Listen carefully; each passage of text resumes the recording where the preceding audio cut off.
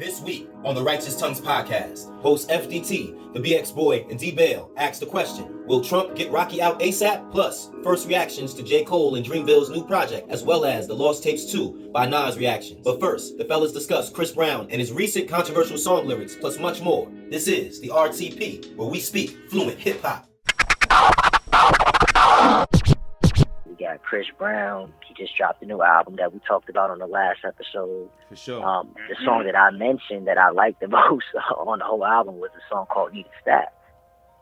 Chris Brown made a controversial verse on the song saying, you know, I only want to F the nice beads with the nice hair. You know what I'm saying? You know, specifically targeting black women.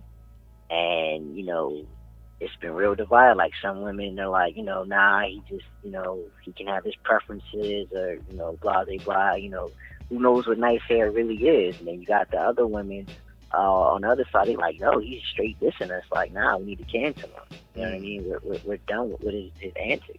You know what I'm saying? So it's just like a lot of division going on in the black community. It's like right now, the time when we got to unite. We got to either ignore this shit or, you know, agree to disagree, something. You know, but the craziest thing about it is, like, even when I first heard that song and I heard that voice, I was like, ooh. You knew what it. I'm saying? I was like, somebody should have said something about this, because, you know, the way you know, the world's set up now with cancel culture, and, you know, people are quick to, you know, let it know that they're offended nowadays, man. I didn't know how, like, nobody was in the studio with them. They was like, yo, bruh, like, you might want to take that out. Like, you might just want to switch that verse around a little bit. You need to take this off, because this is not going to go well. Like, not at all.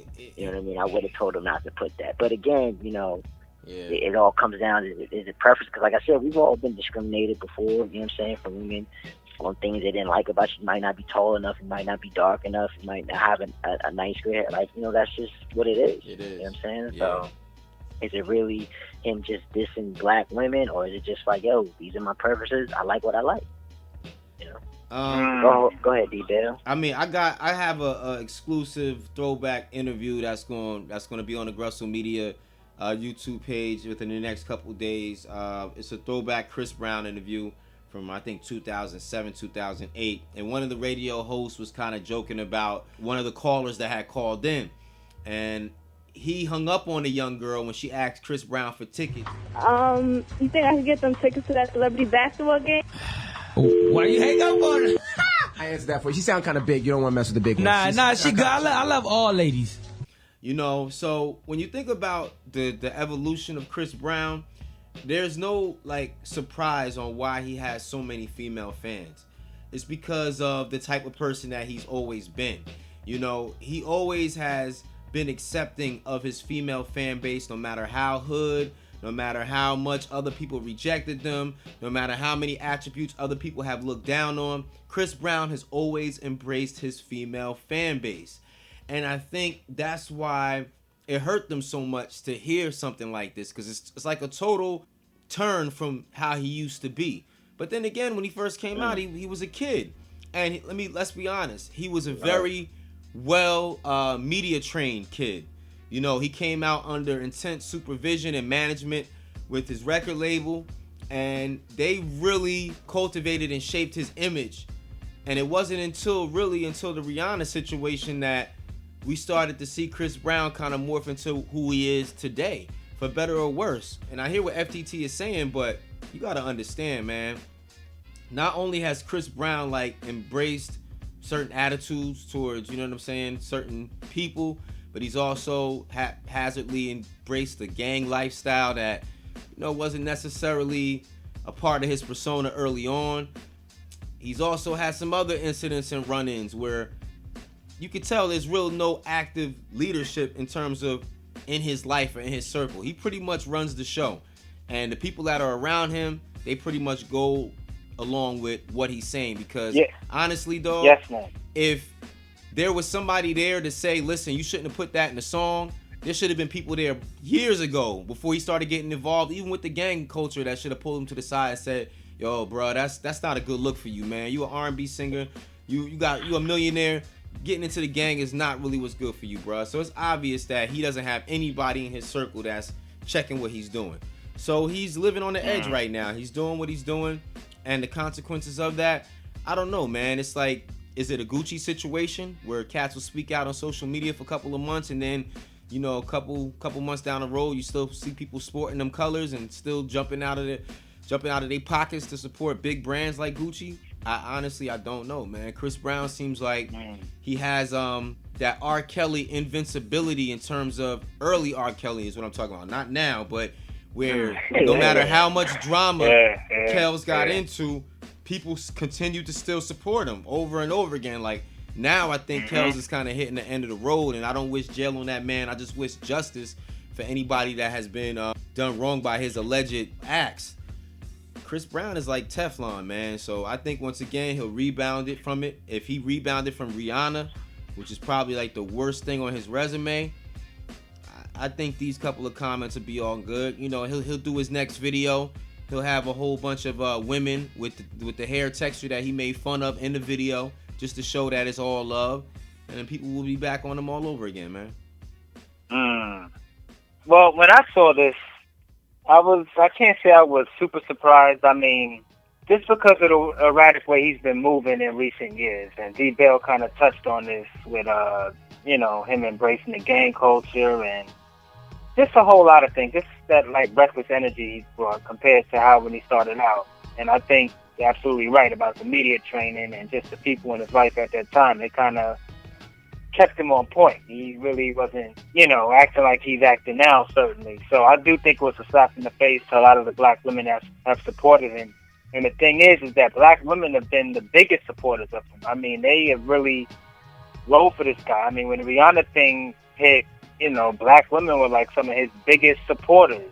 You know, I mean, they went hard for him. So I can imagine what a slap in the face this is for a lot of them. And the reactions to see, they've been interesting. I mean, they varied from, you know, people saying, oh, you know, y'all get mad at him for saying, you know, good hair. Well, what would have been a big deal if he would have said, you know, bad hair instead? I mean, would y'all still be making a big deal?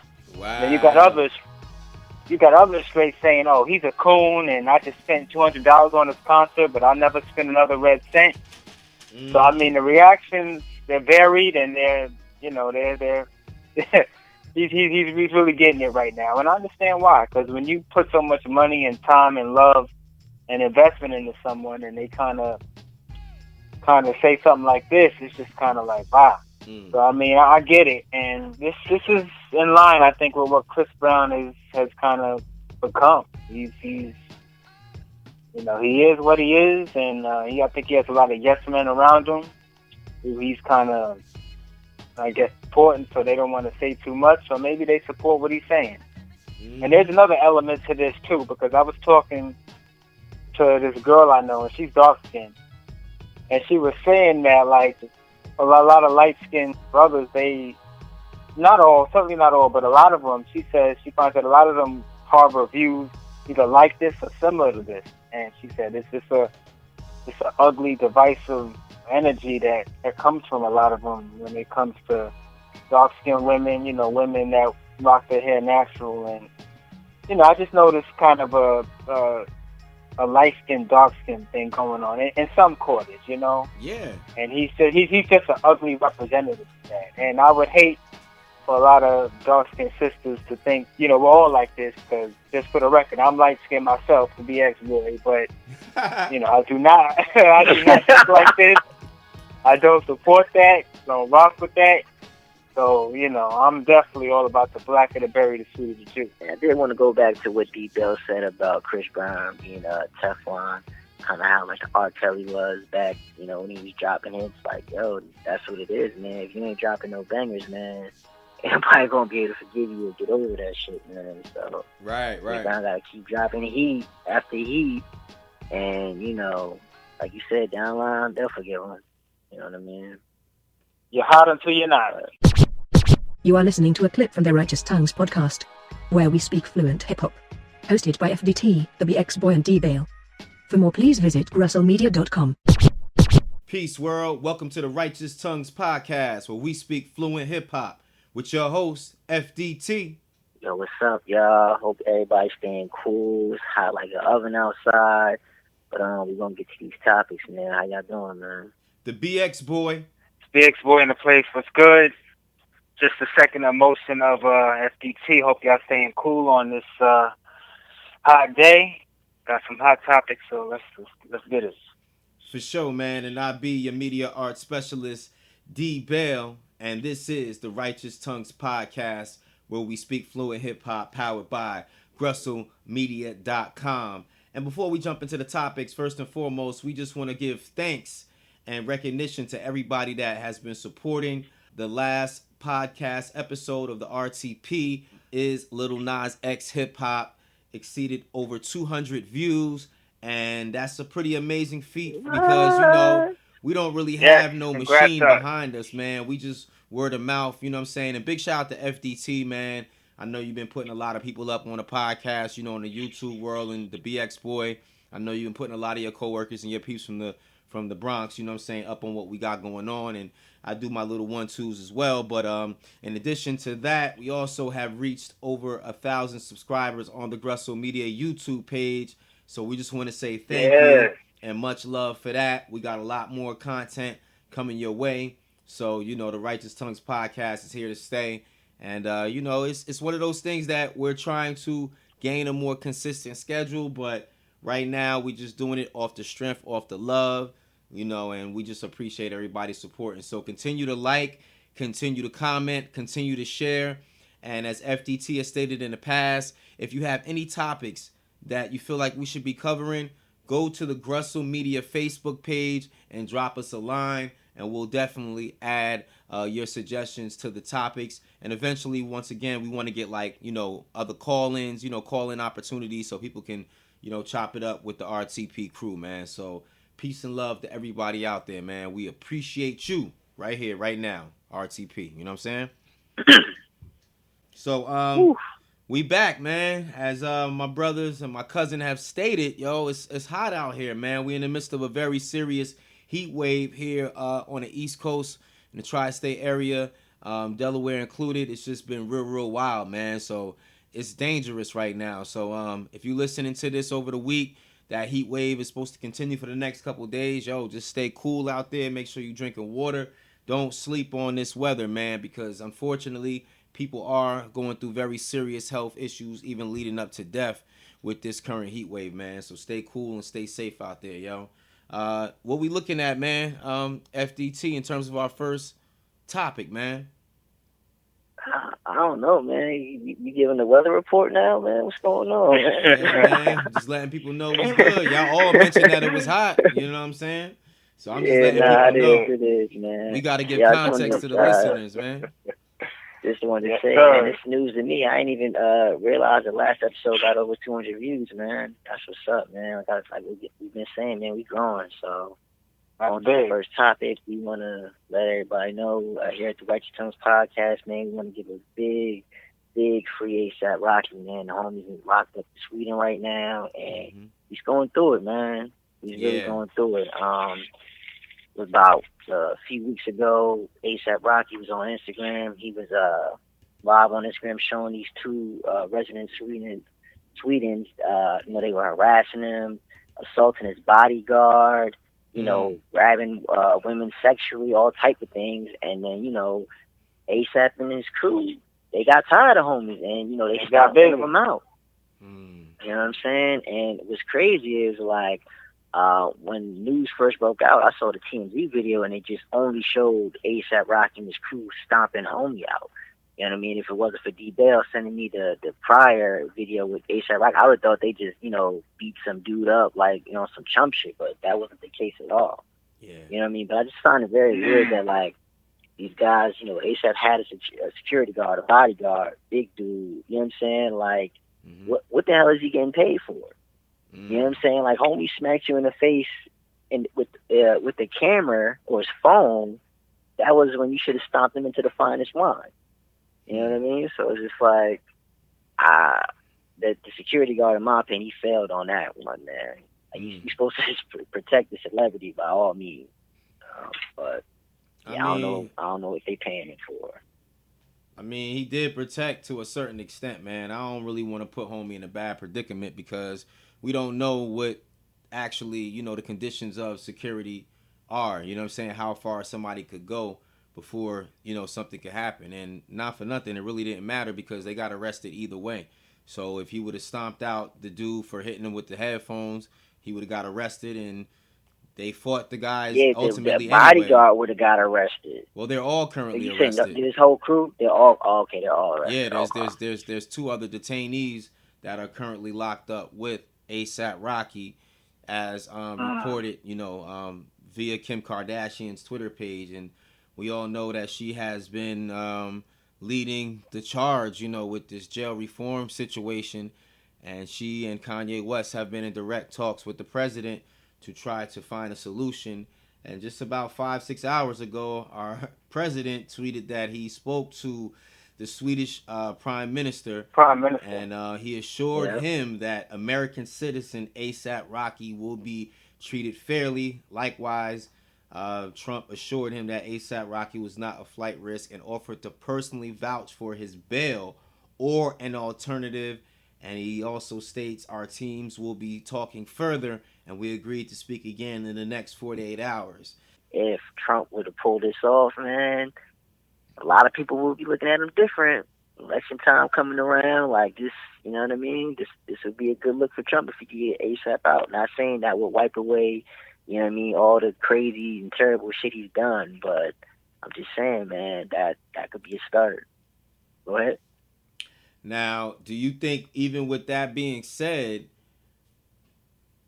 would everybody feel like that? Because there's some people that feel like ASAP Rocky is basically getting his wake-up call due to some other comments that he's made regarding incidents that have occurred with Black Americans here in the United States. He seemed like he was so far removed. So how many people will really be like, okay, Trump is a great guy? It's not like ASAP Rocky has been a freedom fighter for the Black community. You know, he's been in Beverly Hills soaking up the sun, man. He said he really doesn't relate to what the average African American is going through. So I agree with you to that point, though, man. It definitely will change some people's idea, and it goes to show you that, not for nothing, love him or hate him, Trump is definitely an enigma, man. Like he's just not. You can't really figure this dude out. You know, one minute he's the most vile. He's considered to be one of the most vile human beings that ever lived, especially when it comes to race relations. And then with this kind of move, it's like this gangster rapper from Harlem. Although Rocky's not really a gangster rapper, but in mainstream circles, at least to Trump's fans, he'd be looked at as a gangster rapper. You know, and now he's supporting this man. You know what I mean? It's very interesting, the paradox that we're going through right now. Well, let me just say something also. And it's interesting, D.Bail, that you brought that up, because I have coworkers at work who kind of, I was talking to them about the situation, and it's kind of split. Some of them are like, oh, you know, we need to ride with ASAP, and we, you know, need to ensure that he's treated fairly and, you know, that he gets out in a timely fashion. But then there's some others, and more than a few, that are like, man, F him, after the comments that he made, because, you know, a lot of people feel that he's so detached. You know what, man, let him experience what it's like to feel that other side of life, basically. The side of life that he says that he's not affected by, you know. So it's just an interesting dynamic with that. But one thing I would say is that I feel like this is almost like an OJ situation, only in this sense that a lot of people, even in the Black community, weren't necessarily supporting OJ when all of that stuff was going down, but it was more a repudiation of the system, and he just happened to be kind of an imperfect, I guess, vessel, or he was just kind of the person that was in the situation, but they weren't really riding necessarily for OJ so much as they were, you know, we want to see, you know, somebody of color finally get over this corrupt and vile system that is, you know, treated people so unfairly over the years in so many ways. So I think it's kind of a self-destructive attitude, in my opinion, to have that, oh, just F him because he felt this way and he's not connected to Black Lives Matter, or a lot of the social issues involving Black people, people of color, whatever you want to say.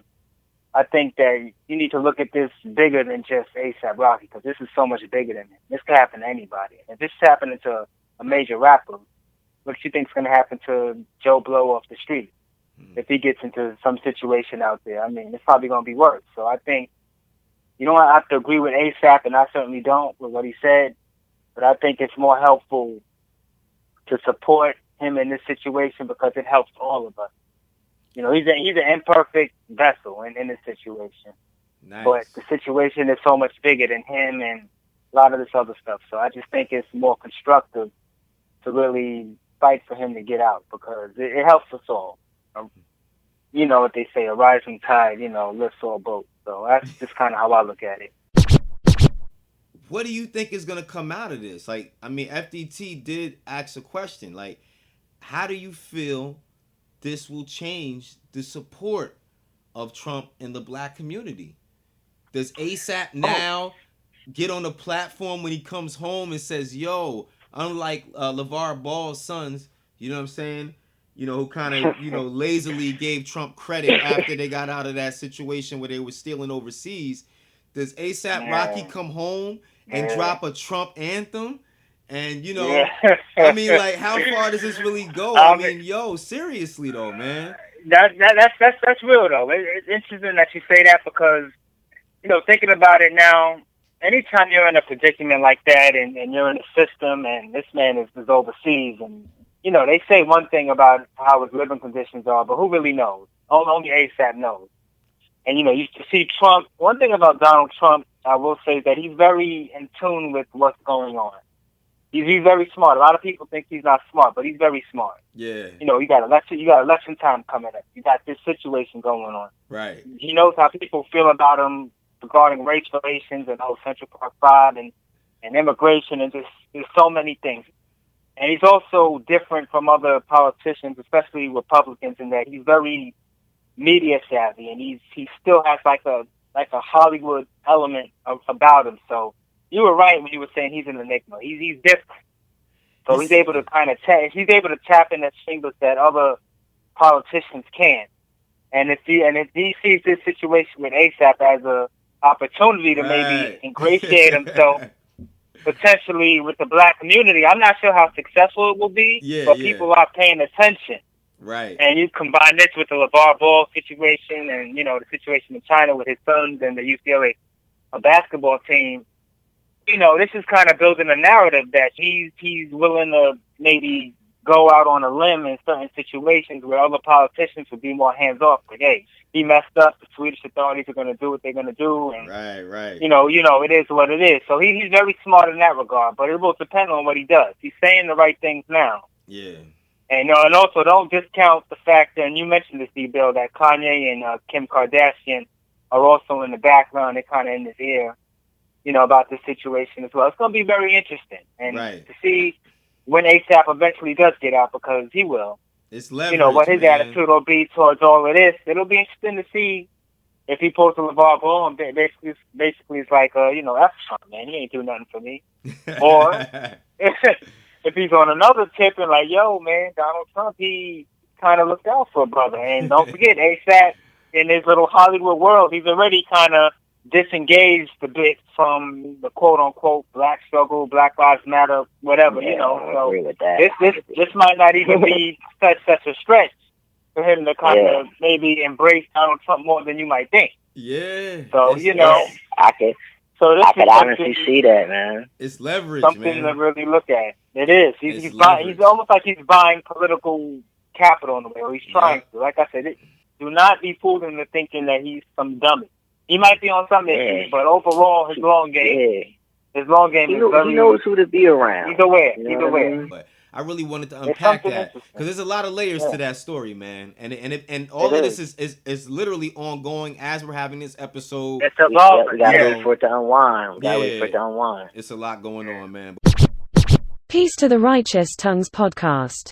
The next topic, we got some albums, man. We had some heat drop this month, man.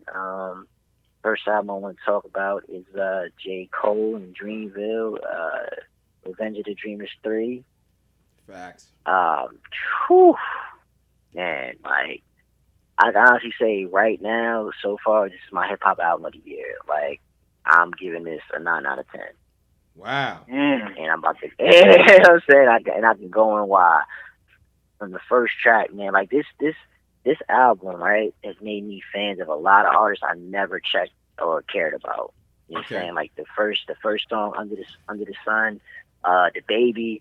Like, yeah, I'm not gonna lie. The moment I seen dude in a pamper and shit like that, I immediately wrote him off. Like I never wanted to hear his music.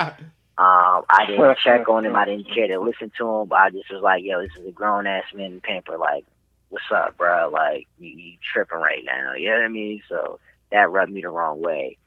But hearing him on this track, right, I was blown away. I was like, yo, like this dude can really rap. Like he got a nice flow. You know what I'm saying? So one of J. Cole's artists who I felt shine the most on this album was J.I.D.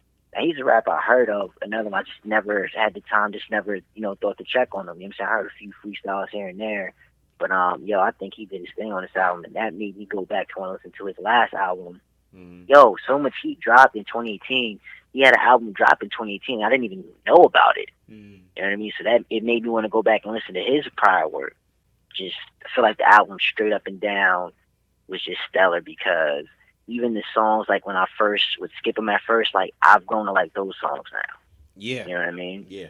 Like I said, has good features on the album. Got T.I. on the album, a song called Ladies with J.I.D. again. Boss is on this, Ari Lennox. They just dropped projects not too long ago. They got Earth, I think it's called Earth Game on there as well. They had Ty Dolla $ign on that. Like, it just was just a solid album straight through. Like, even the R&B joints I like. You know what I mean? Like, to me, this compilation album, it goes up there with one of them classics. Like, I haven't heard like a dope compilation album like this. Like, this kind of reminds me of just like them Rough Riding Volume 1 compilation album. Not in terms, gangster or whatever. You know what I mean? Just the quality. You know what I mean? Like, just track straight to bottom. Everybody's shining. Everybody's nice on the track. Like, there's no weak links. You know what I'm saying? It was never once somebody came on, I was like, oh, damn, I can't wait to skip that part. You know what I mean? I feel like everybody did their thing. And you could tell they had fun making the album. You know what I mean? Like, tracks like 1993, they're all trying to freestyle and smoke and do things. Like, nah, this is a smoke session. Like, stop rapping. So he cuts them off in the middle of all their verses and stuff like that. Like, I thought Wells Fargo, I thought the intro was hilarious. You know what I'm saying? Like, well, please, Lord, pass me the bazooka. You know what I'm saying? And the act that they were doing, like, that shit had me dying, man. But, like, yeah, I really enjoyed this album. So if you're a J. Cole fan, you know what I'm saying, you gotta bump this, yo. And the cool thing about it is, like, J. Cole, he's on a good number of songs. You know what I mean? I feel like he stepped his shit up on this. You know what I mean? He's rapping different, he's rapping faster. Like I said, I truly enjoy this album, man. So whoever wants to go next and talk about it, they can take the floor. Well, I'll say a little bit about it because I just finished hearing like all of it, so my thoughts on it are still kind of forming. But just from initial reactions, I really enjoyed it too. You got really some solid hip hop on here. Everybody on this did their thing, in my opinion, and that's rare. On a compilation album, normally you have quite a few, or at least 1 weak link, and on this, I can honestly say that just about everybody, they did their thing. Some might have shined a little bit brighter on some tracks than others, but nobody, in my opinion, was really whack. And there were a lot of strong points on here, and I also agree with what Freaky Ty said. Good amount of J. Cole on here. It reminds me, it's a little bit the opposite of the Firm album, where people were promised a lot of Nas, and you got pretty much everybody but him on most of the tracks. So this is a good thing. You see J. Cole shine, but you also see everybody else shine and do their thing and make their mark. The track I would say that I probably like the most is probably the Down Bad, but I really need to give this album a couple more listens to really fully form my thoughts on it. But just from initial reactions, this is definitely one to get, definitely one to support, and it's pretty dope. I like it a lot. So yeah, man. That's all I'll say. Yeah, man. I definitely would have to give major props to J. Cole and the Dreamers crew, man, Dreamville crew, man, for just coming together and putting together a really solid hip hop project. It definitely had a lot of cohesiveness to it in terms of, the rappers being able to sound really good together. Even though they all got their own kind of separate vibe. Big ups to the Baby, the Under the Sun joint. That was like a scene stealing verse right there. He surprised a lot of people with that, but he's definitely a dope rapper. And I think the antics in terms of just, some of the stuff that he was doing early when he came out, it obviously worked for him. I mean, he wanted to get people's attention, and that's what he did. Standouts in terms of like the artists on this project, I really, really liked Earth Gang, man. That's a duo out of Atlanta. Swivel Ulo and Wow Great, you know what I'm saying? Dudes definitely got a real dope cadence to their voices, and they just sound authentic, man. And I think that they definitely stood out the most for me on this project. Is it Ari Lennox? I think it's Ari Lennox, the female vocalist that's on there. She added a real good balance to the project. She got a really dope voice, really dope vibe, and I definitely appreciated her contributions to it. She's somebody that I would definitely check for more. She got that whole neo soul type of aura going on with her, and she balanced out a lot of the project, man. One of my favorite tracks was Sunset with Cole and Young Nudie. Nudie's from the A. He's related to 21 Savage, so he has that, that same familiar drawl. And I like the way he floats on the tracks, man. And the thing I like about Cole, man, is that he could just really expand his reach to just, from like the sort of like the throwback type of vibe, you know what I'm saying? He could rap over a Primo, but he could also do he could do trap music, you know what I'm saying? He exhibited that well on his last solo album, but he can do the dumbed down records just as well, man. His hooks are becoming a lot more refined, over time. That's one thing that he's definitely improved on. His hook making abilities, really top notch. And to me, he's top 3 right now. You know what I'm saying? In the game, period. Wow. Agreed. Mean, the Middle Child joint just really just breaks everything down, man. He's right there. He's paying homage to the greats that have done it. He's also showing, props to the younger audience. But dude is just on autopilot right now. You know what I'm saying? And I know it's kind of trendy to hate on Cole. He puts me to sleep. He's a boring rapper. You know what I mean? Kendrick is better. Drake is better. But Cole really exhibits he's kind of becoming the best of both of those worlds. And I'm more interested to see what he does on his next project. I do hope him and Drake come together to do something. I think it'll be big for the game.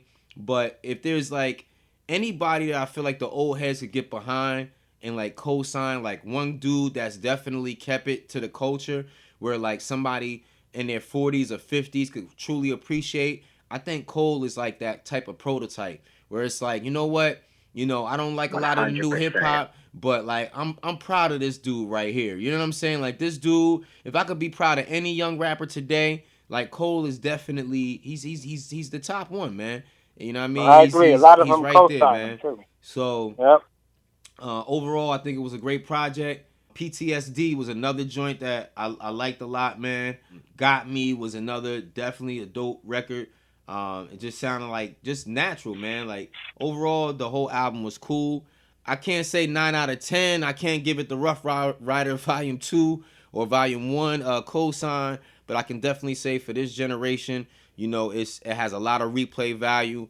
And you're going to see a lot of breakout artists from this project. People are going to want to hear more of J.I.D. They're going to want to hear more Young Nudie. They're going to want to hear more of Ari Lennox. You know what I'm saying? Earth Gang has been out for a minute, but they're going to get more props off the strength of this. You know what I'm saying? So, yeah, man. Shout out to Cole for putting together a cohesive project.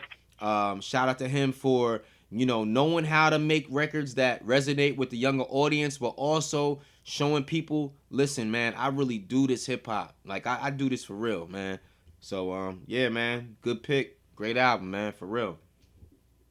Wow. Yo, it's really good to hear you say that. I got the biggest smile on my face because last week I damn near had to fight you to get you to listen to the album. Well, here's the thing, man. You was fighting, bro. You did not want. You wanted to listen to Max B. You know what I'm saying? Yeah, I mean, I rock with Max B, and I listen to Max B over anybody on that Dreamville project to this day. There's no problem with me saying that, man. But here's the thing, man. I finally. But I knew you would like it though. But I knew it's cool. You ain't think you was gonna like it though. Nah, it wasn't. It wasn't about not thinking I was gonna like it. I just didn't have the same anticipation as you to hear it, man. That's all. Like it's a different. It's a different era. It's almost like, you know, I never understood why our older cousin. You know, I used to, when I was your age, man, you know, you know, on FDT, I don't know if you want to put your age out there, man, but he's in his 20s. I'll just put it like that. But when I was FDT's age, I used to rant and rave and brag to my cousin about the Locks all the time. Like, yo, Jada Kid, Styles P, Sheek, yo, they the best rappers in the whole world. Did you hear the new mixtape? Did you hear the new Deep Lock? And he used to be like, nah, it's all right. You know, and I never really understood that. Like, and he used to be like, yo, you know, it's cool, but I grew up on the Big Daddy Kanes, the KRS-Ones, the Cool G Raps, the Rakims. So it's like, that's, you know, the Locks are basically prototypes of those rappers. You know what I'm saying? So it's like the anticipation for the Locks to me wasn't the same for him. And finally, I understand that. It's not that I don't rock with Cole, I don't rock with Kendrick, I don't rock with Drake, but my anticipation to hear them first day drop to somebody that's in their 20s is not there. It's never gonna be there because I already have my Jay-Z, I have my Nas, I have my Pac, I have my Big. So none of these new rappers to me will really top that. They'll make music that resonates to this new generation as much as Big, Pac, and the rest of them, but it won't top that to me because that's just my era. Just like even the Biggies, the Pacs, and the Jays will never top the Cool G Rap, the Rakims, or, you know, the LLs, or you know what I'm saying, any of those prototype rappers to the older generation that grew up in the golden era. And even before that, a lot of old heads hold, you know, Melly Mel in such a high regard. Don't Push Me, I'm Close to the Edge. That's one of the most classic hip hop records of all time. But Melly Mel will tell you in 2019 that he will dust any rapper out right now. KRS-One will tell you the same thing. So it's just a different type of anticipation level, man. So I can't apologize for that, man. That. Just like, you know, there's gonna be rappers that our kids are gonna be listening to that they're gonna be like, yo, and you're gonna be like, I'll get to it when I get to it. Because it's like you already have that. You know what I mean? And the BX boy, he's right between me and FDT. So his anticipation level might be a little bit different too. He might be more antsy for Cole than I am. You know what I'm saying? But I already know, like, I give Cole that. But when Cole album dropped, I'm not like, yo, it's not like when Lost Tapes 2 came out. Like, I woke up Friday morning looking for that. Like, Cole, actually, I'm not waking up in the morning looking for his raps. You know what I'm saying? But that's cool. I respect it because, you know, you have been, you know, schooled by people in your family that have really put that importance in your life in terms of, yo, this is what hip-hop is all about. Not every kid has had that opportunity. Not every young man has had that opportunity. You know what I'm saying? You know, D.Bail, you're right. I am in between, you know, you and Freaky Todd, but I too got a little bit more of a chill on my chest when the Lost Tapes dropped in J. Cole. But I'm still excited for J. Cole too. But I'm not gonna lie, when that Lost Tapes, like, oh man, I just can't wait to hear what Nas sounds like. Yeah, you know. Yeah, and that's a good segue too, you know. So, but yeah, I get what you're saying. Absolutely, yeah. That's what that age difference does. Absolutely. But J. Cole is dope too, and he did his thing on this project. No All doubt. the artists on there did. Shout out to Cole. Shout out to the whole Dreamville, whole crew. Yeah, man. All of them. All nice. Get All it, world, baby. Get it. And like BX Boy was saying, man, let's get into Nas' album. Now before this album dropped, he recently, early in the week, dropped a track. It's called "I Am the Jero of Rap," something like that. Right. Can't come. What was the track called again? It was something like to that nature. And when it dropped, a lot of people hated it. Like you know what I'm saying? Like we were not feeling that track whatsoever. And my excitement / what I'm looking for, expectations. Expectations and anticipation definitely dropped after that because, you know, we all here at the Righteous Tongues podcast, we all listened to last year's 2018 Nas year, and none of us were feeling that. So I can, say right now, with joy in my heart that Nas finally redeemed himself with this album, man. Like, this was a good one. Even though I'm not a fan of that track that came out, the rest of the album, other than, Royalty and Who Are You, because I feel like those are, preachy Nas type songs. I wasn't really feeling those. Just, not that they were bad songs lyrically, but it just, wasn't for me. But no doubt. This was another. This is a good album for Nas, man. Like I say, he's 45 years old and he's still able to spit like he spits and still be as sharp. Like, it's a blessing, man. He's definitely one of the most gifted MCs. Definitely still in my top 5.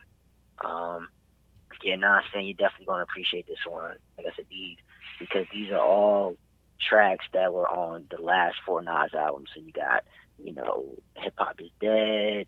You got Life Is Good, Untitled, and then of course, last year's Nasir. So yeah, it was a solid compilation, man. I liked it. I liked it a lot.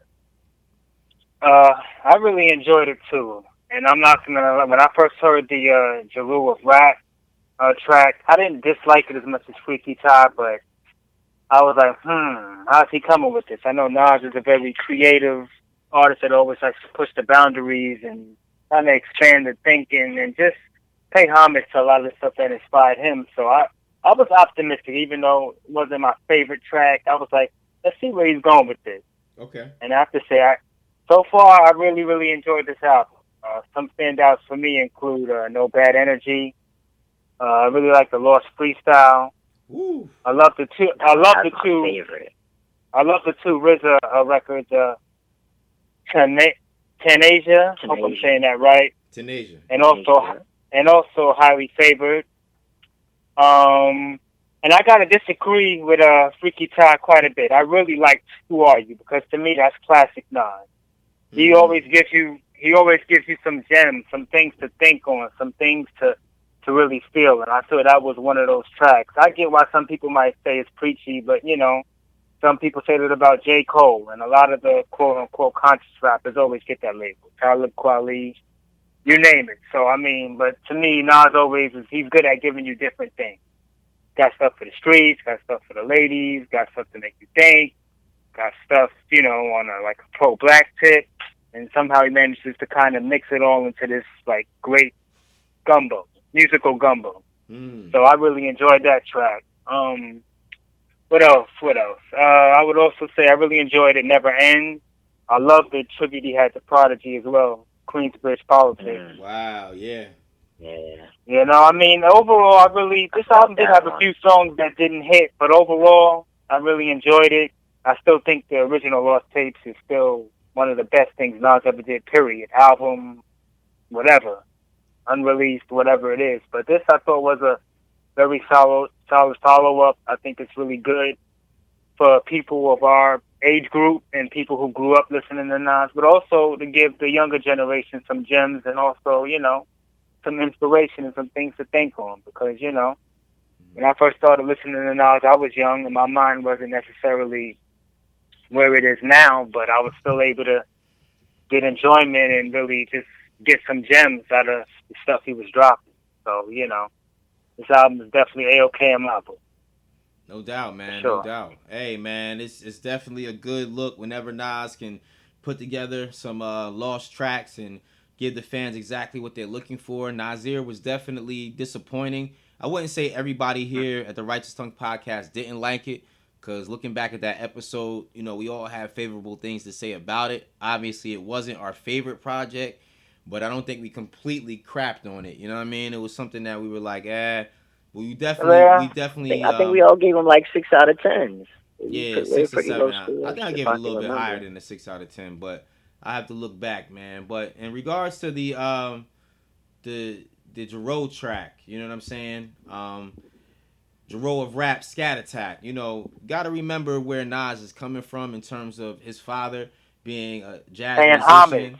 Paying homage, yes. You know what I mean? So scatting is basically, it's like vocal jazz music. You know what I mean? It's vocal improv, wordless vocab, nonsense syllables, or without words at all. You know what I mean? So in scat singing, according to Wikipedia, the singer improvises melodies and rhythms using the voice as an instrument rather than a speaking medium. It was also popularized by legends like Sammy Davis Jr. and Ella Fitzgerald. So it's something that goes back to jazz music, you know what I mean? And I think pretty much it went over a lot of people's heads. I can understand the style of it, people really not feeling it, but once again, as BX Boy just said, Nas is gonna drop those gems. So even if it makes you look it up and saying, yo, what is he doing? What the heck is scat? Like, you know, it gives you another genre of black music in America. To you know look what I'm into. saying? It gives you a whole nother era it. to go back to. And then you can gain another appreciation for it. So it's like Nas always was about sneaking those kind of gems in. And, you know, once again, son of a jazz musician, he's going to do things a lot different. And that's what makes Nas, man. That's what makes him great. Yeah, man. But in terms of the album, man, I mean, I like it a lot. It's a mixture of different songs from different eras, but I like the producers, the list of producers. And I had to say on one of the Facebook forums that I'm on, because, you know, Nas is the most criticized, most scrutinized artist of all times, and the comments go into the hundreds whenever Nas does anything. And 9 times out of 10, it's a lot of people with just negative remarks on how they wish Nas did this and why does he do this instead of that? He should have worked with this one, that one. I mean, you're talking about a project with Swiss Beats, Pharrell Williams, Static Selector, RZA, Hit Boy, DJ Toomp, The Alchemist, Kanye West, Pete Rock, No ID. I mean, what else do people want at this point, man? Like, this Primo. Man, yeah, Primo, you know it, dog. Yeah, I was just on Facebook talking to my boy. Shout out to my boy Darneezy about that, man. But yeah, people want Primo, bro. There's 2 more Nas lost tapes dropping, according to Nas. You know what I mean? He said he got enough tracks to do 2 more before the year is out. So it's all good. But I really love the album. Wait a minute, 2 more albums? 2 more albums. Yep. He said he got. I heard that. He said he got lost tapes 3 and 4 already on deck. So it's all good, man. But let me say this too, because D.Bail, you're right. You were going through all the producers he has, and it's like, what more do people really want? Sure. That said, though, I will say that there are a couple that, you know, and I think this is a good project. But in the future, you know, if you could maybe hit into some of that, you know, Illmatic and it was written type of, you know, and maybe, I don't know if the Trackmaster's still doing stuff or not, but maybe get some Q-Tip on there. I thought he had one of the best beats on the original Illmatic. Yeah. With the One Love, maybe, you know, you got to link up with Primo, man. Nas and Primo, man, that's like peanut butter and jelly, man. Come on. Yeah, but he's working with Pete Rock, man. He got 2 Pete Rock beats on there, man. Pete Rock was on Illmatic, man. You know? Yeah, I know. You're right. It's like, yo, so man, you can't please everybody. You can't. You really can't. Like, you can make a whole mixtape with Nas and Primo. You know what I'm saying? They got at least, you know, Pete Rock is somebody that they really wanted him to work with again, because he hasn't worked with Pete Rock as frequently as he worked with Primo. With the others, yeah. So, you know, but... And the track he did was dope. Queensbridge Politics, especially. That was dope. That was crazy. Shouting out, rest in peace, Prodigy, man. Still such a loss, Prodigy. man. Like, you know, but Mobb Deep. Yeah, man. Mobb Deep. Shout out to Havoc, man. You know, it just was a great track. The Tenasia track, you know, RZA, man, sounding like 97, 98 RZA on that track, man. Yeah, Wu-Tang Forever. Wu-Tang Forever, bro. Into the 36 chambers. Yeah, man. I love No Bad Energy. That's Swiss Beats. It also was co-produced by A-Rap Music, man, who is one of my favorite low-key producers. A-Rap Music. He did a lot of work with Cameron and Vado throughout their Boss of the Bosses mixtape stretch in the 2012, 2011, back in that era, man. And if you listen to No Bad Energy, listen real close. Do you know what artist is sampled in that song? Did you catch it? Oh, I know who's close towards the end of it, but did you catch it? I can't remember because I heard it, but then I didn't. But when I looked in Wikipedia, I didn't see the sample of it. Did you hear the sample? The sample, I'm not. I heard it. The thing, I just don't know. The flow, I know. The sample, I don't. The sample was from the dog DMX. When you I thought that's who that was. I thought that's who that was, man. Okay. I didn't. Wikipedia did not show it. I swear. Come on, man. Wikipedia is not going to catch the culture like we going to catch the culture, bro. Yeah. We are the Righteous Tongues podcast, man. We are the Wikipedia of this hip hop thing, man. I don't expect Ricky but to it's very faint though. It's very faint though. Bro, it's we very like I said, though, man, we the Righteous Tongues. I thought that was him. Bro. I thought that was him, and that's why I was like, yo, let me make sure I'm not tripping, because I'm like, damn, that would be crazy if he used DMX on there, yo. I'm not even going front. Like, I definitely heard him was like, this is DMX, but I just had to be sure, because I just was like, yo, that would be crazy. Yeah. You know what I mean? And listen, in the vein of being an encyclopedia of hip hop, let's also give Smooth the Hustler a shout out too, because Nas kind of used that broken language flow. Not a lot of people know about that, but those who know, man. It was dope, man. Just shows he can go in different chambers and just freak it. That's facts, BS. Yes. Nas was definitely spitting on this one, man. He's on his bag. Like, he was in his bag, man. You gotta cop this. He even gave bars to Kellis, his ex-wife, you know? Yeah, he did. And that was on Beautiful Life, No ID. The last track, yeah. You know what I'm saying? Yeah, he definitely threw some bars towards Khalees, and I felt everything he said in that. I also like the Lost freestyle. Static Selector, I got a chance to interview homie back in the day. Real cool, humble producer, man, from Boston. And he's definitely underrated as a producer. That was a fire track. I also like the Alchemist track. The Alchemist track was crazy because it had no drums. But he did have like the little Biggie tribute. I got 7 Mac 11s. I caught. Did that you was catch dope. that? That was fire. Man. And, he shouted out Biggie on the song too, no? Yeah, he did. He sure did, man. That was my favorite chorus on the whole album. Word, man. And War Against Love, man, was a phenomenal track. Vernon Family, produced by Pharrell. Yeah. I love hearing Pharrell and Nas on that together, man. Like Pharrell's beats with Nas, man, that was water right there, man. But I love the album, yo. And it's something I'm gonna definitely. Me too. Yo, you gotta unpack a Nas album. You're not going to catch everything within the first 48 hours. In one sitting, right. You really got to sit there. Right. You got to take a couple weeks, even a couple months to really unpack it. So big ups to Nas. We want to hear more. We need to hear more. And Let's take 3 and 4. Yeah, he was in rare form with this one, man. Shout out to Nas, Lost Tapes too. Our audience got to go get that for real, man. So yeah, they do. Support. So y'all know what time it is, man. It's about time for that honorable mention report, man. Let's get to it. Please comment, like, subscribe and share the Righteous Tongues podcast. Thank you. This is the Honorable Mention Report.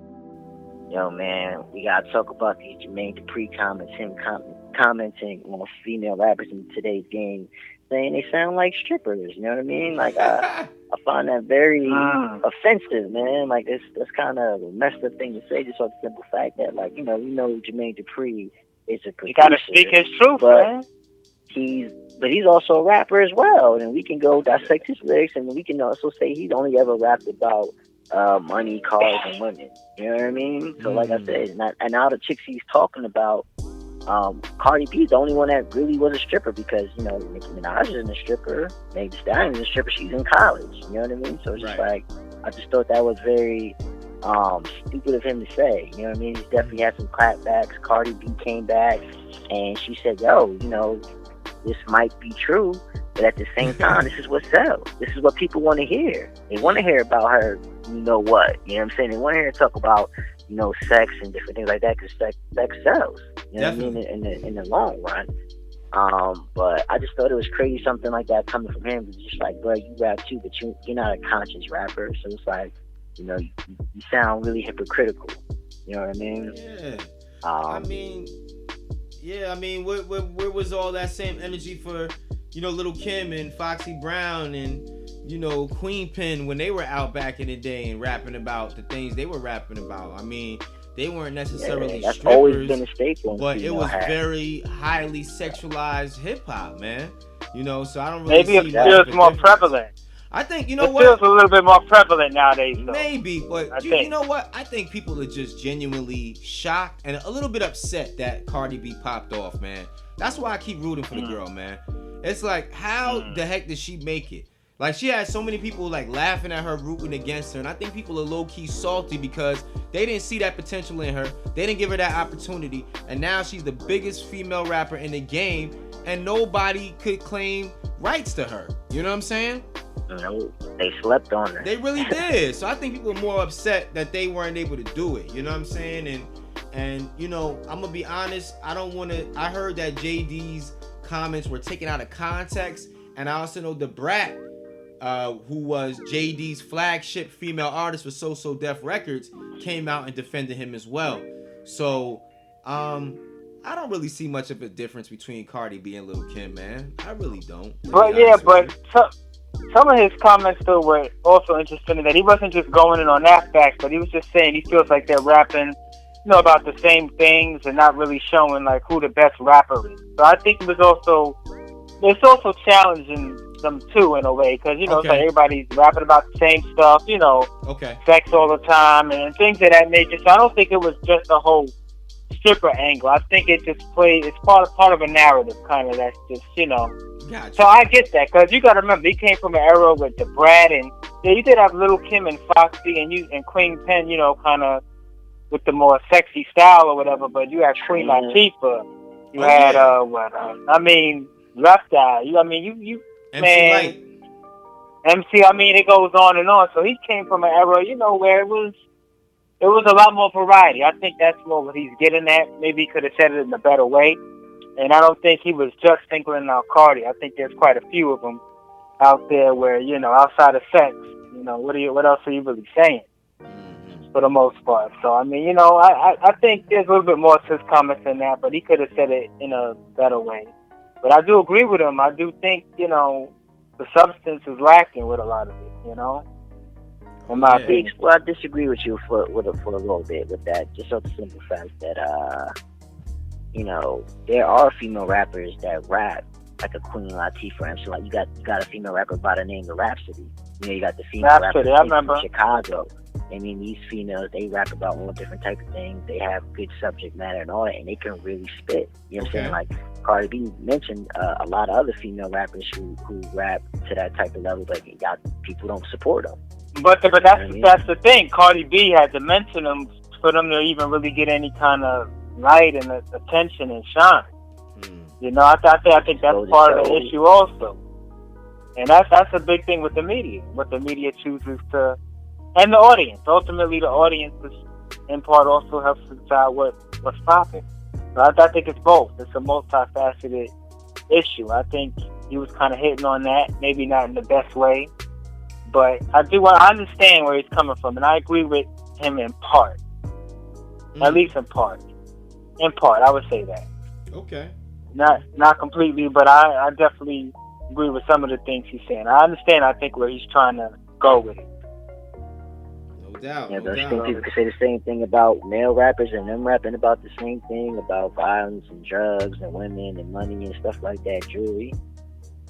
Yeah. I suppose he could have, but I still think there's probably the media showcases, I think, a bit more variety when it comes to male rappers.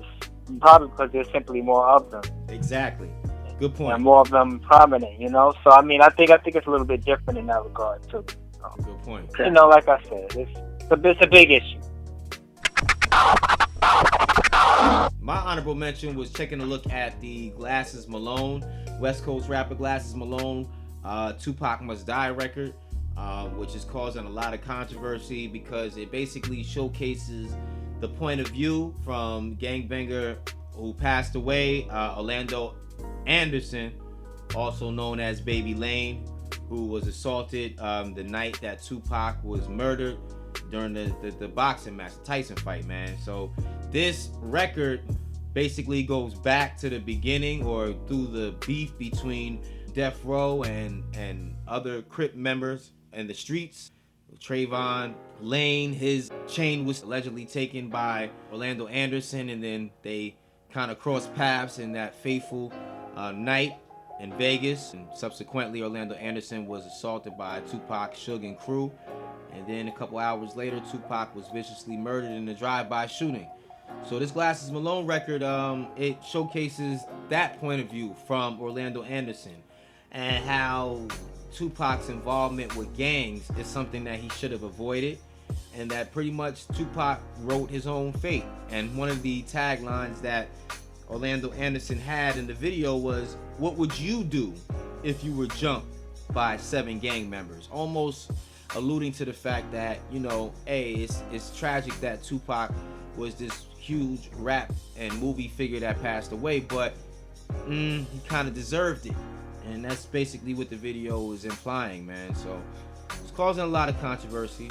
You know, me and FDT, aka Freaky Tive, talked about this via group chat, and you know, he said, you know, his views were like, yo, it's kind of in the past, 20 years ago, but with media outlets like Vlad TV interviewing figures like Keefy D, who was in the car that night when Pac was murdered, and Mob James, who was a part of the Death Row security crew, you know, people are still in tune with this, man. They still want to hear these stories. They still want to know all the details on what happened, man.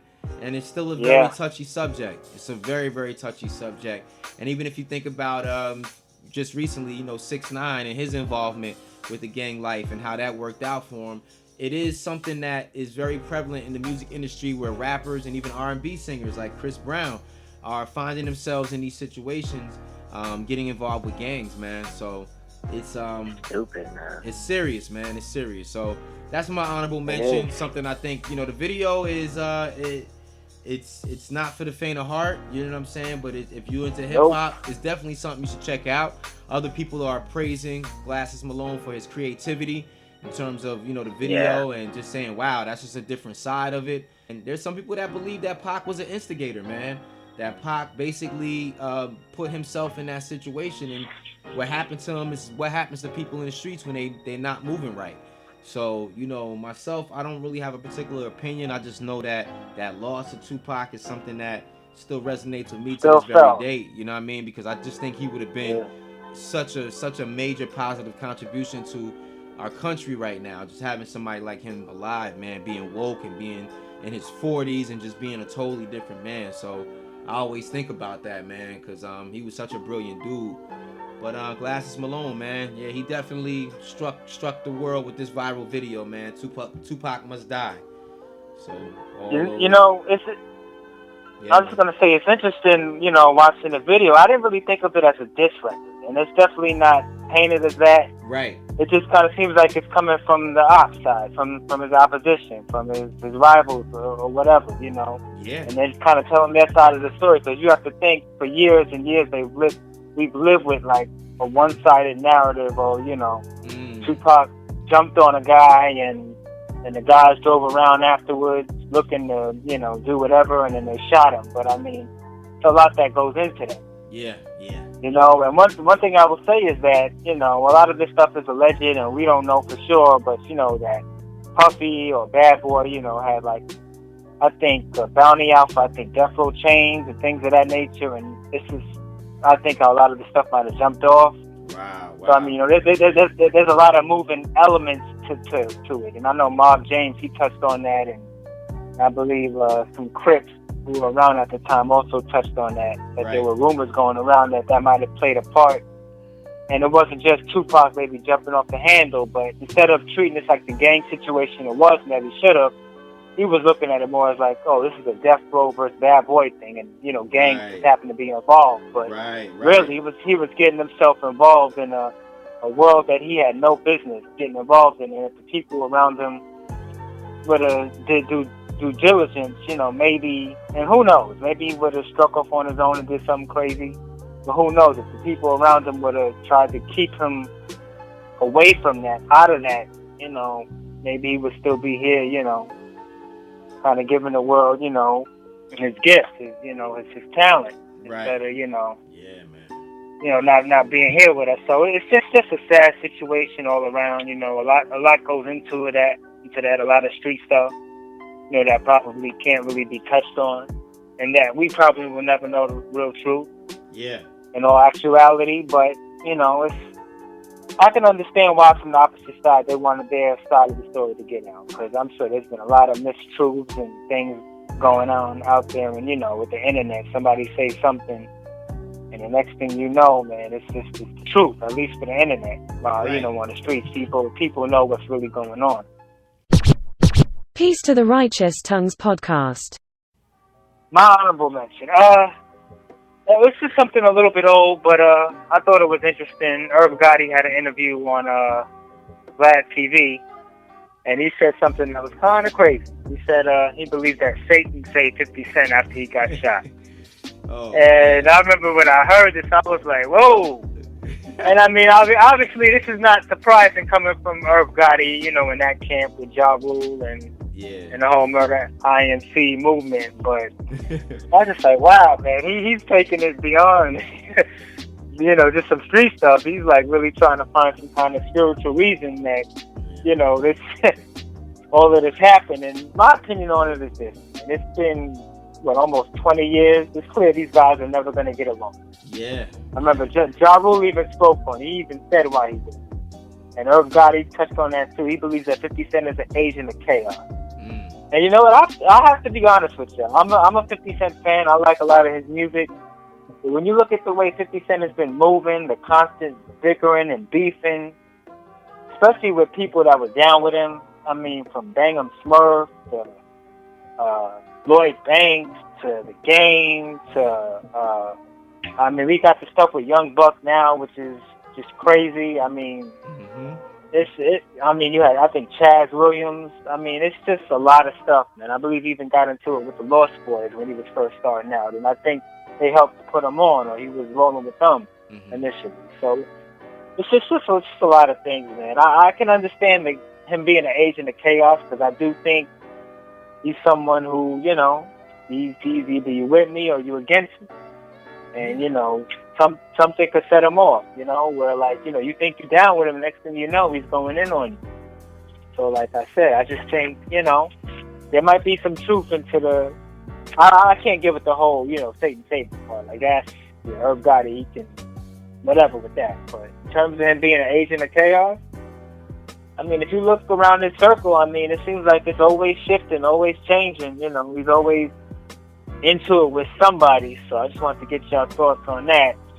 And obviously you could look through this context of them having beef and, you know, all the stuff about him snitching and, you know, Shady Records, you know, and Jimmy Iovine having the Fed shut them down. But, you know, it's just a lot of things at work here, you know? Yeah, man. So just want to get your take on that.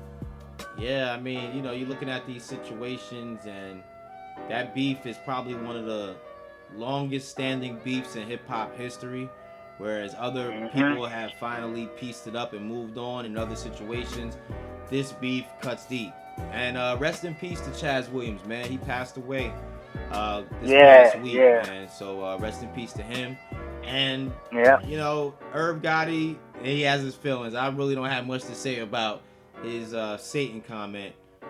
That's a good part. That beef is deeper than anything that any of us could ever realize. So it's just certain things that are kind of above our head. And hip hop thing. Yeah, it's beyond hip hop. It's one of those beefs that's beyond hip hop. So I think 50 Cent is going to continue to double down on how he feels, and I think Irv Gotti and Ja Rule will do the same. And it's just something that we'll see ongoing, as long as they're both willing to engage in it. You know, it's crazy though. It really is, man. It is. Beef that never ends. Never ever. It just goes on and on, my friend. 50 Cent, Southside rules, you know. He said it don't end till one of us are dead, so take that for what it is. Pretty much. Yo, man, I just want to thank all the listeners, all the supporters. Again, we appreciate y'all. We love y'all for the feedback, the support, all that. You know, your man's is hungry right now. I'm about to go eat some pizza. Not no Jadakiss style. I need the whole slice, and I'm out. Right. And the BX Boy, your final thoughts and comments for today. Yes, y'all. It's been a pleasure. Hopefully, y'all were indoors with us, you know, enjoying the air conditioning, checking us out. It's been fun. Hope to talk to y'all soon. So stay cool and peace and love. Yeah, man. I'm your media arts specialist, D.Bail. Stay cool, stay cool, stay cool. And yo, check out that Big Crit project. Crit is here. That's out right now on all streaming platforms. You know what I'm saying? Mississippi's own. His first single, his second single is with J. Cole. It is straight fire. It's called Prove It. You know, Big Crit stands for King Remembered in Time, rapper / producer. He's one of the most talented dudes out there, man. Another one that really don't get his credit. Definitely dropping some conscious music and dropping some music that is well needed through the hip hop spectrum, man. So Yeah, it dropped yesterday, matter of fact. You know what I'm saying? On Friday. Okay. So it was one of those albums that kind of, I don't want to say it went under the rug or nothing like that. But Nas probably like, okay. Yeah, Nas kind of took up everything yesterday. And even the Lion King soundtrack. Shout out to Beyonce, man. So you know how that goes, man. But check out Big Crit. I'm going to see that tomorrow. All right, cool. Definitely Righteous Tongues Podcast, official certified artist, man. Big Crit, big ups to him, big ups to the whole Mississippi. You can catch us on GrussellMedia.com for now. Check out the Facebook page. Also like that. Subscribe. Keep it going, y'all. Righteous Tongues Podcast, where we speak fluent hip-hop. Peace and love to you and yours. We out. See ya. Please comment, like, subscribe and share the Righteous Tongues Podcast. Thank you.